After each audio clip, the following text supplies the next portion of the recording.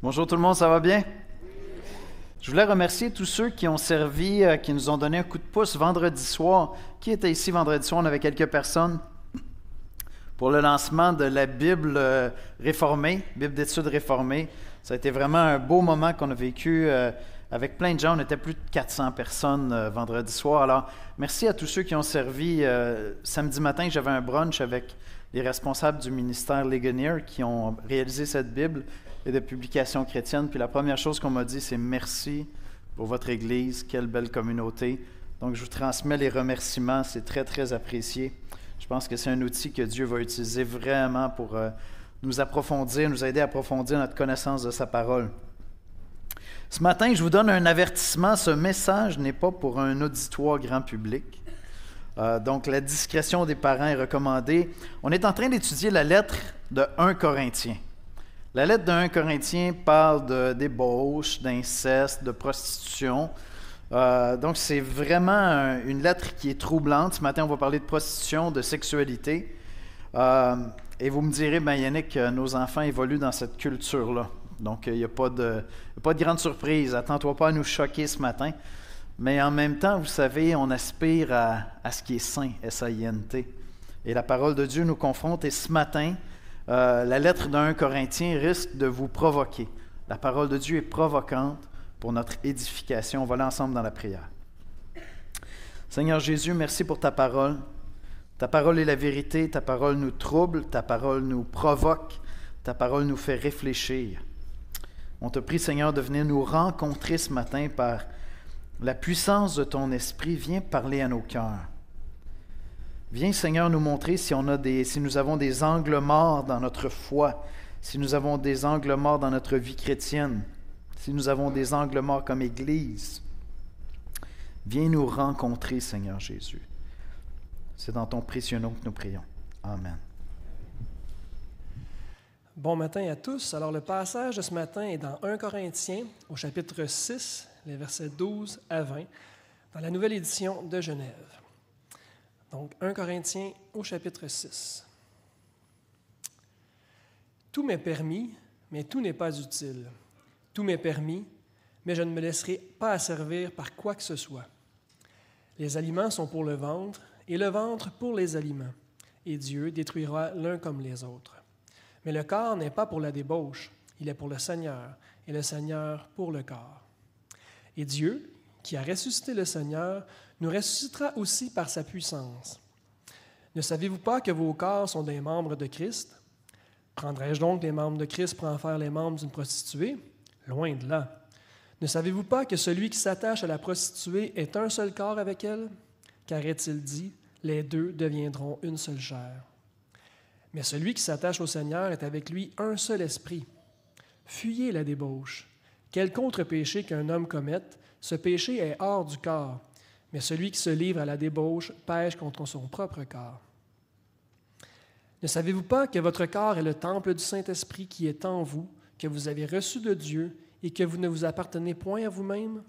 Car vous avez été rachetés à un grand prix. Glorifiez donc Dieu dans votre corps et dans votre esprit qui appartiennent à Dieu. Amen. Merci, Danny. Est-ce que vous croyez, vous, qu'une culture, une société a des angles morts? Je pense que oui, hein? Des fois, j'aime... c'est pas drôle, mais ça me fait toujours sourire un peu. Les Québécois, on est très attachés à notre culture, à notre langue. Il me semble que si on était très, très, très attachés à notre culture, à notre langue, on valoriserait beaucoup la famille, on voudrait avoir des enfants. Et on est dans une culture plutôt triste qui est extrêmement pro-avortement. Et même maintenant, vous savez qu'on a le record mondial, 20%, 17% des gens qui sont décédés l'an dernier sont décédés aidés par l'État. On appelle ça des suicides assistés. Et donc, même nos vieux, on favorise qu'ils s'en aillent assez vite, eux qui sont notre mémoire de notre culture. Donc, pour moi, c'est un angle mort extraordinaire. Tu veux sauver une culture, tu veux valoriser la famille, le Parti québécois devrait être le parti de la famille. Mais on a des angles morts. Est-ce que vous croyez qu'une Église a des angles morts? Que l'Église en général? Moi, je pense qu'il y a des méchants angles morts. Quand vous étudiez l'histoire de l'Église, là, il y a de gros angles morts dans l'histoire de l'Église. On va en énoncer quelques-uns ce matin. Est-ce que vous croyez que vous avez peut-être des angles morts dans votre foi? On va voir l'Église de Corinthe, méchant angle mort, assez troublant, assez scandaleux. Et donc, je pense que Dieu risque de nous provoquer ce matin. Voici comment je résume l'exposé biblique de ce matin. Si tu es chrétien comme moi, ton corps, le mien, mon corps et mon esprit sont unis à Christ. Et donc, je ne laisserai rien m'asservir parce que je veux être libre de le glorifier. Je veux être entièrement libre de glorifier mon Dieu, de célébrer sa gloire sans être asservi, sans aucune entrave qui m'empêcherait de le glorifier. Et l'Église de Corinthe, cette Église-là avait de méchants angles morts. On a déjà commencé à en identifier quelques-uns. Donc le premier élément ce matin que je veux ressortir, j'ai appelé ça « confusion mondaine ». Quand la culture nous imprègne tellement qu'on ne voit plus ces angles morts, on devrait avoir une autre moralité, un autre style de vie, puis pourtant on est imprégné de la culture dans laquelle on vit.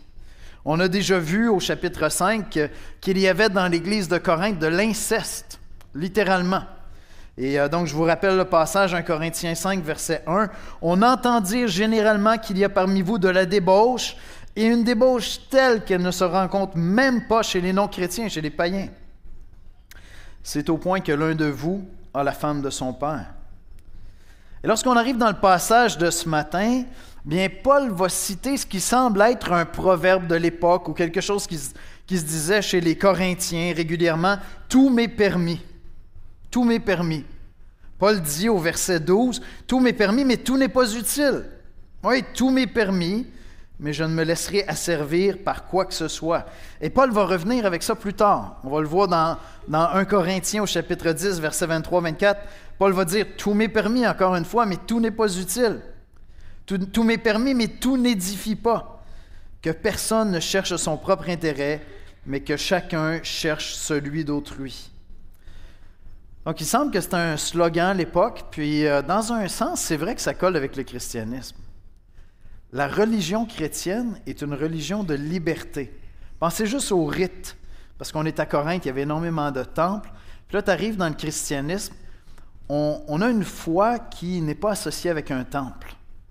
On ne pratique plus les sacrifices de l'Ancien Testament. On n'a pas à faire 5 prières par jour, on n'a pas à faire de pèlerinage dans notre vie. Donc c'est très différent de bien d'autres religions. Les chrétiens ne possèdent pas de lieu sacré. Et là, je sais, certains d'entre vous, vous allez dire, attends. Dans l'Église catholique, il y a beaucoup de rites. Oui, mais aucun qui est prescrit dans le Nouveau Testament. D'accord? L'Église orthodoxe, l'Église catholique, beaucoup de rituels. C'est vrai, même des lieux sacrés, même des prières aux saints. C'est pour ça qu'on est protestant. On s'attache au Nouveau Testament, on s'attache à la Bible dans son ensemble. Et donc, il y a une grande liberté. Toutes ces choses-là ne sont pas présentes. Même dans le Nouveau Testament, on voit que les chrétiens ont adopté le premier jour de la semaine pour se réunir, le dimanche. Et on le fait, c'est vrai, mais ce n'est pas prescrit dans le Nouveau Testament. Donc, c'est adéquat d'avoir cette journée pour se rassembler. On fait ça depuis 2000 ans. Ce n'est même pas une prescription. Le christianisme est une religion de très, très grande liberté, et de liberté même qui vont plus loin que ça, plus profonde, plus fondamentale que seulement des rituels. C'est vrai qu'on peut dire, mais on prie, on lit la Bible, on parle de nos dévotions. On appelle ça des moyens de grâce, c'est pas pour rien, ou des disciplines de la grâce. Ce ne sont pas des rituels au sens religieux du terme. Je n'ai pas à prier le matin et le soir, autrement Dieu va être fâché avec moi. Je n'ai pas à lire ma Bible au complet cette année, sinon pour être en relation avec lui. Ce sont tous des outils pour connaître Dieu, pour être en communion avec lui, pour être en relation avec lui. Ce ne sont pas des rites, même si on est des bébites de rituels. L'être humain, on est comme ça, hein? Vous viendriez chez moi, c'est comme si j'avais mon rituel, je fais toujours les mêmes choses chaque matin. J'allume ma machine espresso, j'écoute ma Bible, je m'en vais prendre mon temps de prière. Mais je ne le fais pas parce que je déplairai à Dieu si je ne le fais pas. Je le fais parce que j'aime Dieu. Je veux être en relation avec lui. Je veux le connaître, je veux m'approcher de lui. Et donc, le christianisme est une religion de très grande liberté et même plus fondamentale. En Jésus, l'apôtre Paul lui-même va nous dire qu'il n'y a plus ni homme ni femme, dans le sens qu'on est co-héritiers. Nous sommes égaux devant Dieu. Ce qui était proprement révolutionnaire à l'époque. Aujourd'hui, on prend ça pour acquis, mais à quelque part, c'est un fruit de cette vision judéo-chrétienne de l'humanité. Il va dire qu'il n'y a plus ni homme esclave, ni homme libre. Et donc, tu arrivais dans l'Église, et dans l'Église, tu pouvais avoir un esclave qui était légalement, pour l'État, encore esclave, mais qui était peut-être ancien dans l'Église. Peut-être qu'il était ancien au-dessus de son propriétaire. Vous imaginez la bisbille que ça a fait dans l'Église, ce mouvement-là d'émancipation. Il n'y a plus d'ethnicité, ni juif ni grec. Et donc, on est appelé à évoluer dans la culture autour de nous avec un discernement qui fait qu'on comprend bien les libertés du christianisme.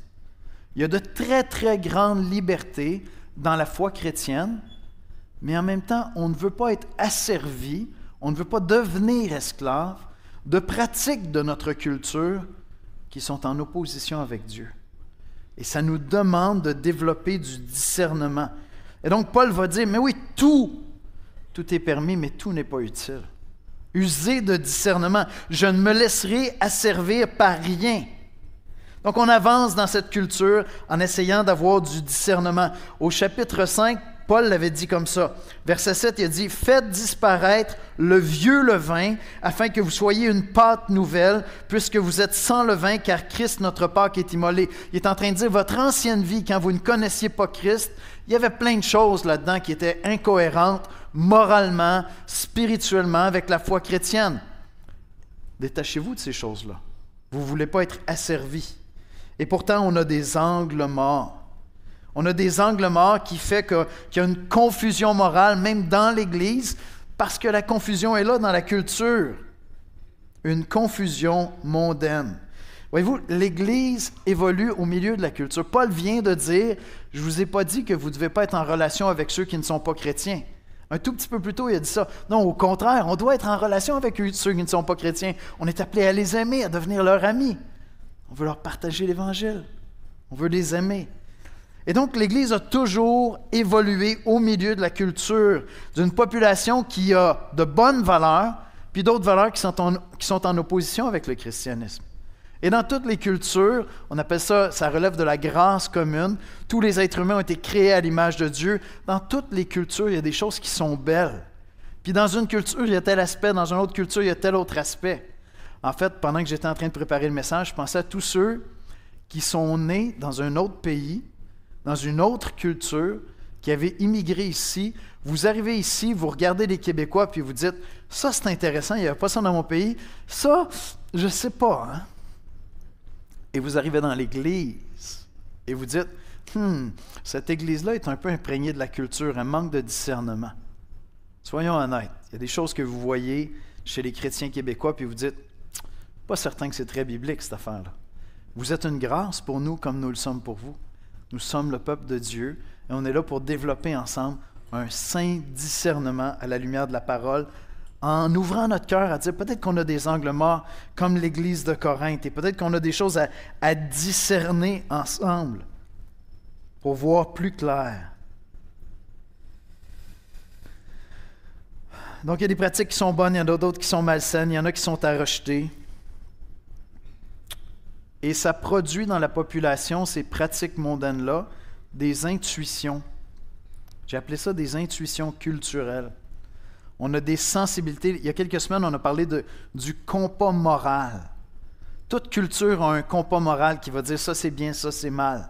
Et nous sommes appelés à ajuster notre compas moral à la lumière de la parole de Dieu. Amen? Et ça veut dire qu'il faut que j'ouvre mon cœur, mon esprit, à dire, oui, mais j'ai peut-être des angles morts. Peut-être qu'il y a des choses qui sont très mauvaises. Est-ce que vous croyez que l'Église peut avoir des angles morts? À travers l'histoire de l'Église, on en a vu plusieurs. Pensons aux croisades. Pensons à l'esclavage. Vous savez que ce sont des chrétiens qui ont réalisé que l'esclavage était un angle mort énorme? William Wilberforce, la case de l'oncle Tom.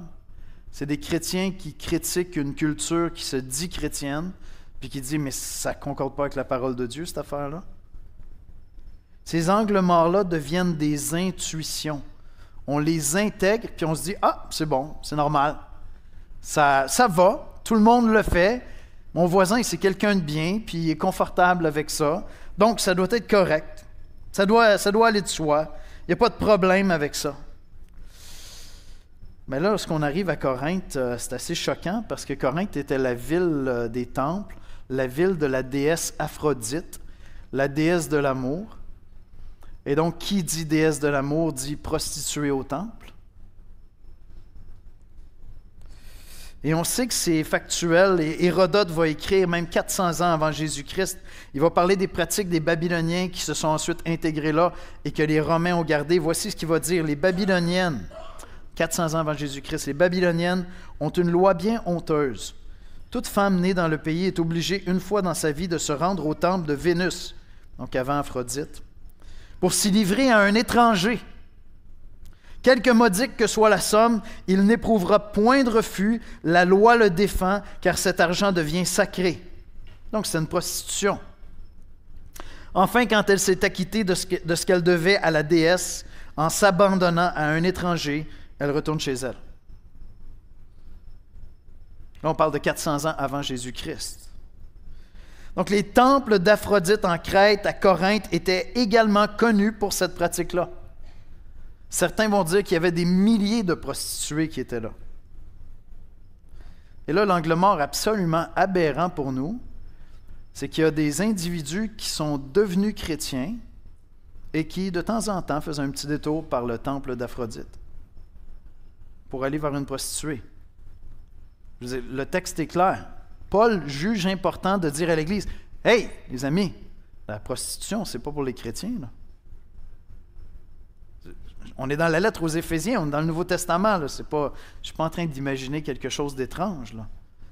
Pourtant, Paul a besoin de dire à une église, tu ne peux pas aller vers une prostituée, mon ami.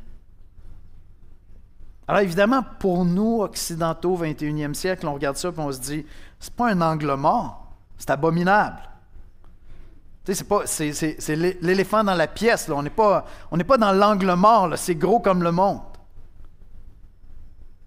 Un peu de la même manière que pour nous, aujourd'hui, considérer l'esclavage comme quelque chose d'acceptable pour un chrétien, c'est énorme. Qu'est-ce que vous pensez que les chrétiens d'il y a un siècle auraient pensé de notre vision de l'avortement? Moyen de contraception. Qu'est-ce que vous pensez de ça? Suicide assisté. C'est une chose d'avoir compassion, d'accompagner quelqu'un, de soulager la souffrance dans la mort. Sérieusement, là, tous les Québécois actuellement se disent, est-ce que ça va être le moyen de vider nos centres d'accueil pour personnes âgées? Je sais que c'est affreux ce que je viens de dire, mais vous l'avez tous pensé cette année, là. Est-ce que l'État est en train de se dire, bien finalement, tu sais, système, les soins de santé, c'est un budget trop gros, puis... Et honnêtement, plein de personnes âgées malades se sont posé la question cette année, est-ce que je suis un fardeau? Est-ce que c'est le temps que je demande un petit coup de pouce pour décharger le système? Pour décharger le système. Les chrétiens, il y a 100 ans, qu'est-ce que vous pensez qu'il y aurait... Comment est-ce qu'ils auraient envisagé cette notion-là? L'identité de genre.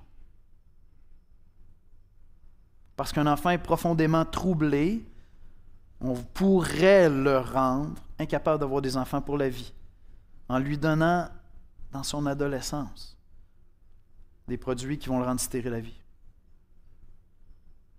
Je ne devrais pas dire ces choses-là dans notre culture, c'est abominable. Ce que je viens de dire là, c'est honteux. Pardon? Qu'est-ce que les chrétiens d'une autre époque auraient pensé? Qu'est-ce que les chrétiens dans 100 ans vont penser de ces pratiques-là? Vous savez que ça arrive qu'un chrétien va dire à une chrétienne qui est enceinte, « As-tu pensé à te faire avorter? C'est peut-être pas le temps. » Pensez à notre rapport avec la pornographie. Notre société est tellement sexualisée. Vous savez qu'il y a des couples chrétiens qui servent de la pornographie pour les préparer à leur intimité? Essayez d'imaginer ce que les chrétiens auraient pensé de ça il y a 100 ans. Est-ce que l'Église a des angles morts? On a toujours des angles morts. On est toujours tenté d'avoir les mêmes intuitions que la culture. Et on va vers la parole de Dieu pour se mettre au défi, à savoir, est-ce que j'ai gardé de ma culture ce qu'il y a de bon et de beau, et j'ai discerné ce qu'il y a de mauvais? On n'est pas appelé à vivre à l'extérieur de la culture. On n'est pas appelé à ça. Le Québec a plein de belles qualités. Génial. On est des gens joviales. On est des gens pacifiques. On n'aime pas la chicane. C'est vrai? Des fois même, peut-être trop. On n'est pas capable de se dire la vérité. Mais on est jovial, on est accueillant, on aime ça. Il y a plein de qualités au Québec. Très ouvert sur le monde. Pas parfait. Je ne suis pas en train de dire qu'il n'y a aucun racisme au Québec. Loin de là. Mais vous voyagerez un petit peu, vous allez voir très ouvert sur le monde. Très curieux. Plein de belles qualités ici au Québec. Mais on a des angles morts. Notre culture les a et l'Église peut les avoir très facilement.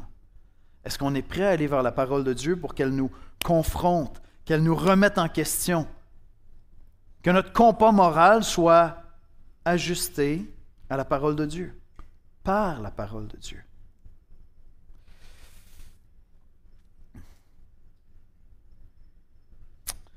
On est appelé à développer un discernement qui va nous permettre de voir clair. Paul dit, oui, vous avez raison, tout m'est permis, mais tout m'est pas utile. Puis Paul va citer un deuxième proverbe de l'époque. Il semble que c'est un proverbe à l'époque, les aliments sont pour le ventre et le ventre pour les aliments. Une manière de dire, après tout, c'est juste de la nourriture, ça va ensemble, il n'y a pas de problème. Et il pouvait l'appliquer parce que dans le contexte, c'était la sexualité. La sexualité, après tout, c'est un besoin physique. On est un peu comme des animaux. Puis bon, tu vas te satisfaire. Après tout, c'est juste ça. Ce qui est très, très tendance dans la culture actuellement.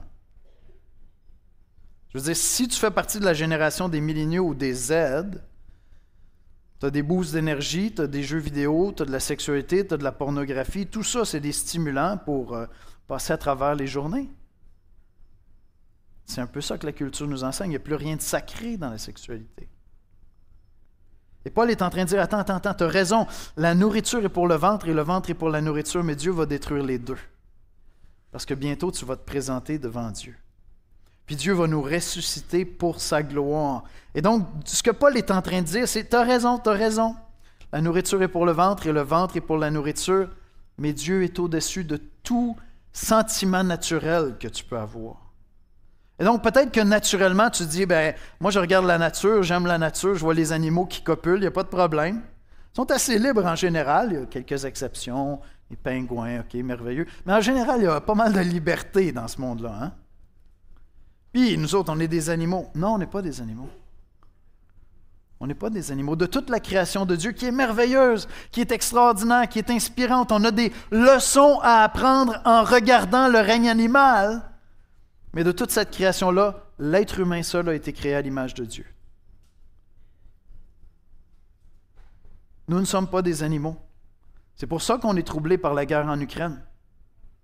Quand je me promène en forêt, vous savez que j'aime la chasse, quand je me promène en forêt, je n'accroche pas un orignal pour faire une conversation sur la guerre en Ukraine ou ce qui se passe dans la bande de Gaza ou ce qui se passe au Congo actuellement. L'environnement, conversation avec un orignal sur l'environnement, non? Dieu nous a dotés d'un sens moral qui fait que je m'en vais en forêt puis je ne le fais pas comme le reste de la création de Dieu. J'ai un sens, je dis, je veux laisser cette forêt-là en bon état quand je suis passé. J'ai un sens moral, j'ai été créé à l'image de Dieu. Et donc, Paul est en train de dire, c'est vrai, les aliments sont pour le ventre est pour les aliments. C'est vrai qu'il y a un aspect très naturel de tout ça, mais il y a une dimension beaucoup plus grande parce que Dieu va détruire les deux et tu vas te présenter devant Dieu. Et devant Dieu, tu auras à rendre compte de ce que tu auras fait avec tout ce qui est naturel. Parce qu'il y a un sens moral qui vient au-dessus de ça, qui vient au-delà de ça. Et c'est le sens de l'intervention de Paul ici. Tout m'est permis, mais tout m'est pas utile. Tout n'est pas utile. Tout m'est permis, mais je ne me laisserai pas asservir par quoi que ce soit. Et donc, Paul est en train de dire, on a une grande liberté dans la vie chrétienne, mais notre liberté nous a été donnée pour servir Dieu, pour le glorifier. Et Dieu nous a donné toute la création, toute l'humanité pour vivre librement comme chrétiens, libres de glorifier Dieu. Et donc Paul dit, je ne permettrai à rien de m'asservir. Je ne veux pas être engagé dans des dépendances qui vont m'empêcher de glorifier Dieu. Je ne vais pas être imprégné des intuitions de la culture qui m'empêcheraient d'avoir un compas moral bien ajusté pour la gloire de Dieu, qui vont me donner du discernement.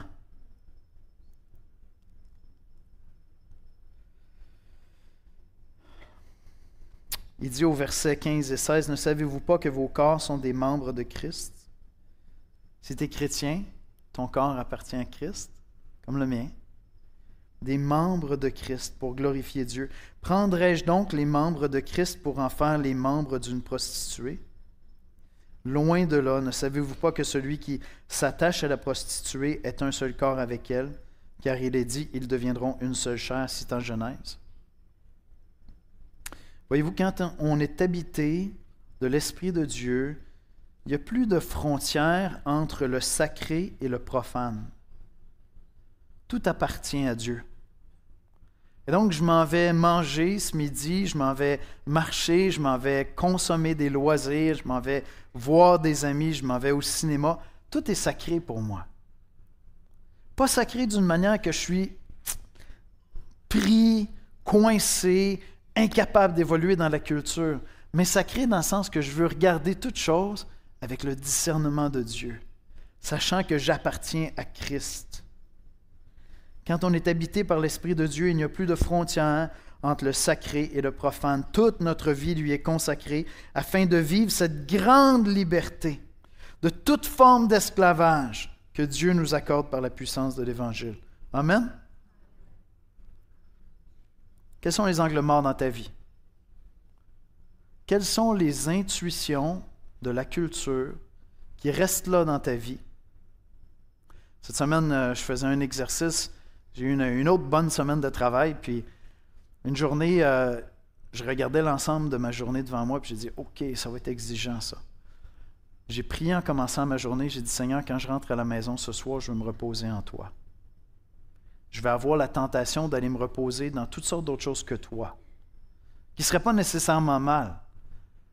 Mais bon, suivre une série ou quoi que ce soit, je ne veux pas que ce soit ça fondamentalement mon repos. Je veux que mon repos soit dans le Seigneur, que je lui remette mes fardeaux de la journée dans la prière, puis je dis, Seigneur, chaque jour suffit sa peine, ça s'arrête ici, je vais bientôt me coucher. C'est banal, mais tu sais, si ton repos, c'est d'écouter une série, tu écoutes 3 épisodes au lieu d'en écouter un, tu te couches 1 heure plus tard, le lendemain matin, tu ne te lèves pas, tu ne commences pas ta journée avec ce repos qui est d'aller rencontrer le Seigneur. On est tous pareils, là. Je ne suis pas en train de pointer personne. Là. Mon repos est où? Je ne veux être asservi par rien. Quels sont tes angles morts? Et le test de la dépendance, de l'asservissement, est un des meilleurs tests. Tu veux savoir si tu es dépendant de quelque chose? Avant de partir ce matin, tu peux décider de ne pas le faire pour 3 mois. 3 mois. La semaine prochaine, on va même parler de couples qui décident de s'abstenir l'un de l'autre, couple marié, pour vaquer à la prière. Intense, hein? Mais tu veux savoir si tu as des dépendances, c'est facile. Parce que si ta réponse est toujours de dire « Ah, moi je peux arrêter quand je veux », ben, veux. Tout de suite, 3 mois. Est-ce qu'il y en a qui prennent des décisions maintenant, là? Avez-vous le guts tout de suite comme ça? Paf! 3 mois, pas de sucre. 3 mois, pas de café. 3 mois, pas d'alcool. 3 mois, pas de Netflix. Je peux continuer si vous voulez. Il y en a certains, ça va être 3 mois, pas de tel sport, parce que c'est une dépendance, c'est une drogue pour moi, cette affaire-là. Je ne sais pas ce que c'est ta drogue. Ça devrait être Jésus. Ça devrait être Jésus. C'est un bon test. C'est un bon test. Intuition mondaine. Confusion mondaine. On a une église ici qui est chrétienne, qui connaît l'évangile de Jésus-Christ, et certains hommes allaient vers des prostituées. Et vous pensez que notre culture, notre époque, l'église contemporaine, n'a pas des angles morts scandaleux? Mais voyons donc. On n'est pas meilleur que les Corinthiens, c'est pas vrai. C'est pas vrai. On est fait de la même nature qu'eux. Deuxième élément ce matin, la nature de l'union sexuelle. Et là, j'espère que Dieu va venir toucher ton cœur, éclairer ton esprit, si justement pour toi la sexualité, c'est quelque chose de très, très banal. Très, très présent, mais très, très banal. Très, très nécessaire, mais très, très banal. Oui, OK. Regardez bien ce que Paul dit au verset 15 et 16. Il parle de devenir une seule chair. Il dit, « Ne savez-vous pas que vos corps sont des membres de Christ? Prendrais-je donc les membres de Christ pour en faire les membres d'une prostituée? » On parle en somme d'une relation sexuelle, d'accord? Loin de là, ne savez-vous pas que celui qui s'attache à la prostituée est un seul corps avec elle? Car il est dit, les deux deviendront une seule chair. Voyez-vous, selon les Écritures, la sexualité, pour l'être humain, c'est un acte beaucoup plus profond, beaucoup plus grand que simplement de copuler ou d'avoir un orgasme. C'est beaucoup plus profond. Je vous avais dit que ce n'était pas pour tous ce matin, là. Je vous ai averti. On n'est pas des animaux. Nous ne sommes pas des animaux. Si ta vision de la sexualité, c'est que c'est juste un truc animal, tu es incohérent parce que tu ne penses pas qu'on est juste des animaux. Si tu pensais qu'on était juste des animaux, ça serait simple. Ça ne te troublerait pas qu'il y ait 1 million de musulmans ouïghours dans des camps de travail en Chine pour fabriquer nos téléphones. Mais on n'est pas bien avec ça. On se dit, il faut trouver une autre solution, on ne peut pas acheter ces choses-là. On n'est pas des animaux. Et dans le domaine de la sexualité, c'est la même chose. La sexualité n'est pas un acte animal, c'est beaucoup plus que ça. Et lorsqu'un être humain a une relation sexuelle avec un autre être humain, il y a une communion qui dépasse une dimension purement physique. Et c'est pour ça que cette intimité-là qu'on trouve dans le mariage, c'est là qu'on doit vivre cette intimité-là, est une représentation de notre relation avec Dieu, de notre intimité avec Dieu. Littéralement, c'est ce que Paul va dire dans Éphésiens. Le même auteur dans Éphésiens va nous dire, le mariage et l'intimité du mariage est une représentation de l'intimité de ce que Dieu veut vivre avec toi. C'est vraiment beau, honnêtement. C'est vraiment beau. Dieu veut être encore plus intime avec toi que ce que tu pourras jamais vivre dans l'intimité d'une relation sexuelle dans ton mariage. Ça commence à être vraiment proche, vraiment intime, vraiment personnel. Et c'est ce que Dieu nous donne en Jésus-Christ par son Esprit. Je pensais aux milléniaux, aux Z. La culture t'enseigne que la sexualité, c'est comme une espèce de dessert, tu sais, à consommer. Je disais tantôt, une boisson énergisante, un loisir, un hobby à explorer. Mais la sexualité, c'est plus que ça, c'est sacré. C'est quelque chose de sacré parce que tu es plus qu'un animal. Tu es un être sacré, quelle que soit ta religion, quelle que soit ton ethnicité, quelle que soit quoi que ce soit. Tu es un être humain, tu es un être sacré, tu portes en toi l'image de Dieu. Et par conséquent, la sexualité est un acte sacré en soi. Et c'est pour ça que Paul va dire, bien, tout autre péché, c'est pas contre ton propre corps. C'est très étrange lorsqu'il dit ça, mais quand tu vas vers une prostituée, tu pèches contre ton propre corps. C'est un peu troublant. Tu te dis, moi, mais attends un peu, si je mange trop de dessert, là, je fais un excès de table, c'est quand même contre mon corps. Je travaille fort. 54 ans, c'est plus de travail.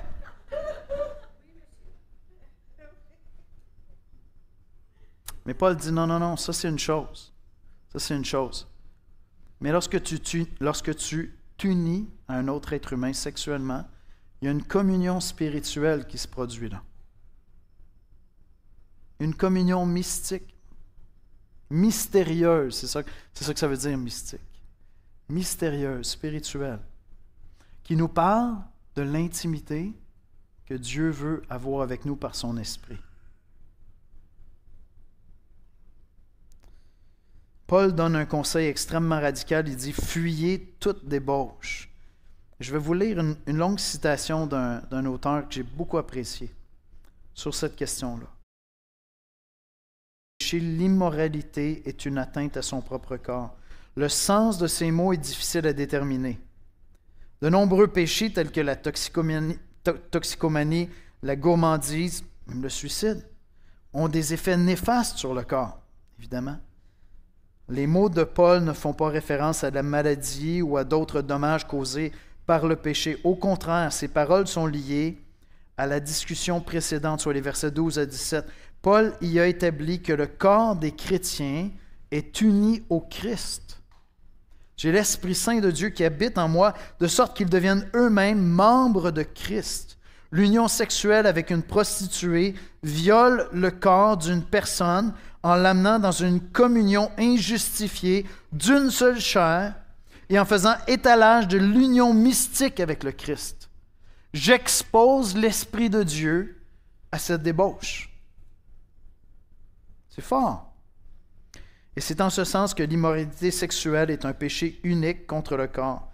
Elle viole le fait le plus important de l'existence physique des croyants.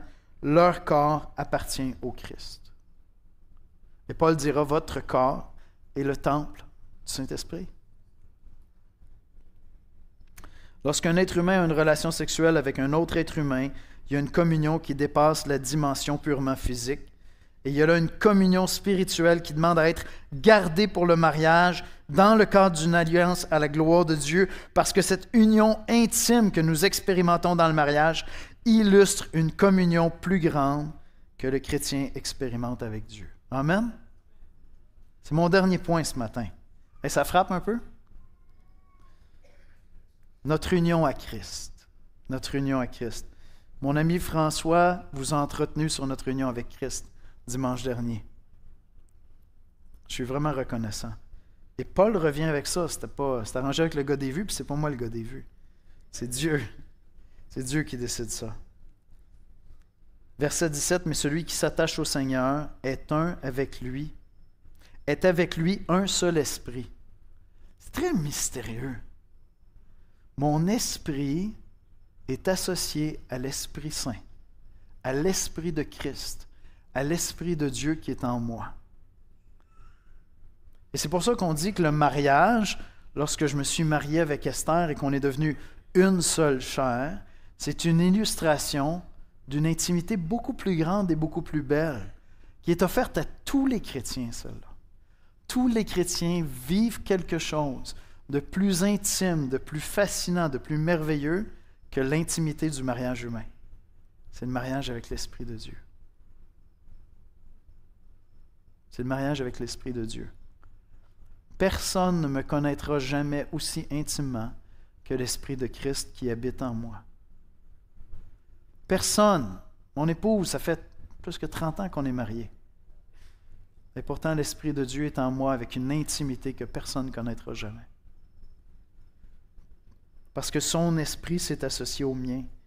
C'est absolument extraordinaire. Le même auteur, Richard Pratt, dit « La nature exacte de l'union des croyants avec le Christ est insaisissable et mystique, mystérieuse. De même, la nature de la relation une seule chair établie par les rapports sexuels présente une difficulté à de nombreux penseurs modernes. La vérité biblique est que les rapports sexuels unissent les corps des participants de sorte qu'ils deviennent une seule chair, les unissant de telle manière que les identités individuelles distinctes de leur corps s'estompent. Et c'est pour ça que les chrétiens ne peuvent pas traiter la sexualité comme quelque chose de banal. Et on vit dans une société qui est hyper sexualisée. Ça ne semble pas la construire, cette société-là. Je veux dire, les indices de santé mentale s'en vont pas dans la bonne direction. Ce n'est pas qu'on est beaucoup mieux qu'il y a 50 ans au Québec. On avait des angles morts à l'époque, on en a résolu certains, gloire à Dieu, c'est merveilleux, mais ce n'est pas que ça va tellement, tellement mieux dans notre société. Vous êtes professeur, vous enseignez à l'école, est-ce que ça va beaucoup mieux dans les classes qu'il y a 50 ans? Les mariages, les relations, est-ce que les générations Z, milléniaux, sont beaucoup plus heureux dans leur couple maintenant qu'ils sont libres? On a des couples heureux, épanouis.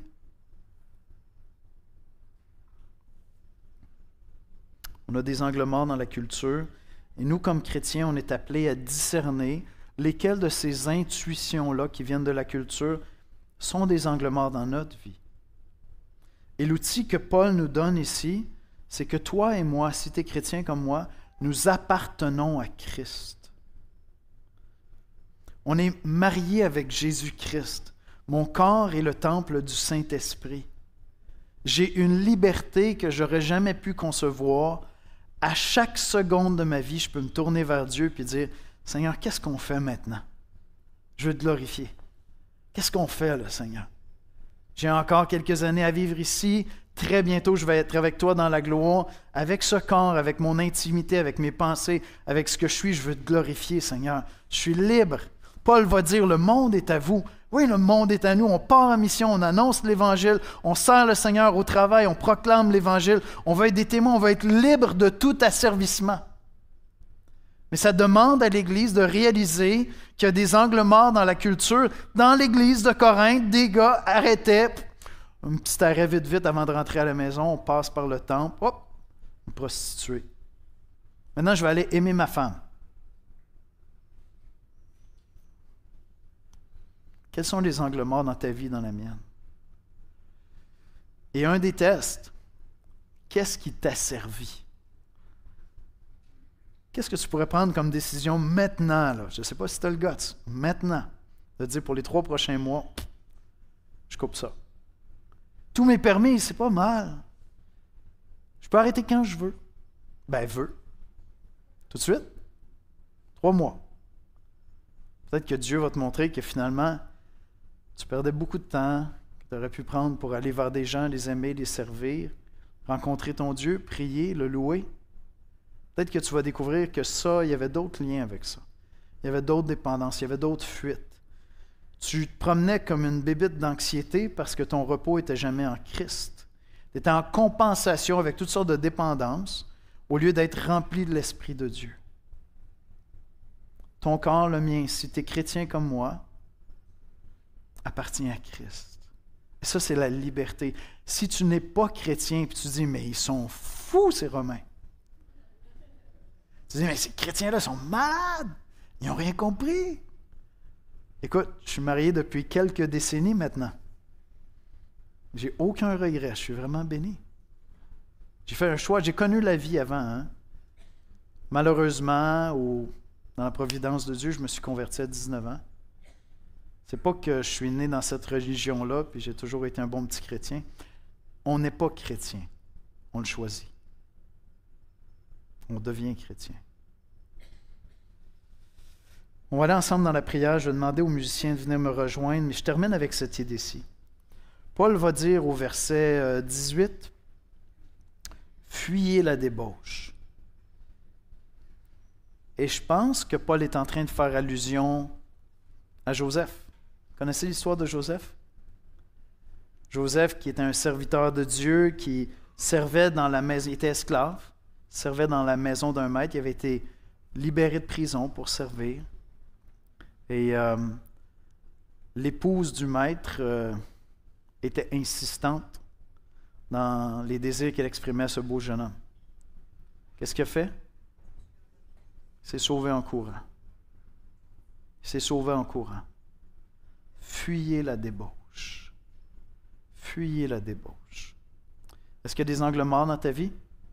Est-ce qu'il y a un domaine dans ta vie qui t'empêche de marcher dans la plénitude de l'Esprit? Fuis la débauche pour vivre librement et glorifier Dieu en toute liberté. On va prier ensemble. Seigneur Jésus, on est venu devant toi ce matin pour recevoir ta parole. Et je sais, Seigneur, que ta parole est percutante, elle est troublante. Je sais que ta parole nous met au défi de s'examiner. Je sais que ta parole est contre-culturelle. Souvent, elle entre en altercation directe, en confrontation avec la culture. Seigneur, j'aime le Québec, j'aime les Québécois, j'aime tellement d'aspects de cette culture, mais en même temps, il y a tellement de confusion dans la culture, Seigneur. Le compas moral de ma société, de cette province, de ce pays que j'aime tellement, Seigneur, qu'est le Canada, est déréglé. Et Seigneur, je sais que mon cœur à moi, mon compas moral personnel peut être déréglé aussi, Seigneur. Nous avons besoin que tu nous parles par ta parole afin que volontairement, librement, Seigneur, nous venions vers toi repentants, désireux de marcher dans la plénitude de ton esprit. Seigneur, je te prie de venir par ta puissance nous visiter ce matin, que celui qui a telle ou telle dépendance, Seigneur, qu'il y renonce, que celui qui est confus prenne le temps de s'engager à étudier ta parole pour avoir des convictions bibliques. Il y a tellement d'enjeux, Seigneur. Souvent des enjeux qui sont très intimes. Ce n'est pas simplement des choses qu'on fait à la légère. Souvent, il y a beaucoup de souffrances associées avec toutes sortes de pratiques. Et on a l'impression d'avoir besoin de ça pour vivre, pour être, parce que d'autres domaines de notre vie nous font souffrir, Seigneur. Mais en toi, Jésus, une paix, une grâce, un repos est disponible, Seigneur. Afin que, remplis de ton esprit, nous ne soyons asservis par rien, Seigneur. Libres d'aimer les gens autour de nous, libres de t'aimer, de servir, de chanter tes louanges. Seigneur, sauve, Seigneur, ton Église de ces angles morts, Seigneur. Viens, éclaire nos cœurs, notre pensée, Seigneur. Viens, Seigneur, sauve nos enfants qui grandissent dans cette culture où toutes sortes d'intuitions leur sont inculquées, Seigneur. Viens te glorifier. Tu es plus puissant, Seigneur, que tout ce qui pourrait s'opposer à toi. Et donc, remplis ton Église de ton esprit, Seigneur. Conduis-nous dans l'intimité, dans la célébration de cette union que nous avons avec toi, Seigneur. Apprends-nous à jouir quotidiennement de cette intimité avec toi, avec confiance, Seigneur. Donne-nous le courage de renoncer à tout ce qui pourrait nuire à notre communion avec toi. C'est en Jésus-Christ que nous te prions. Amen. Amen.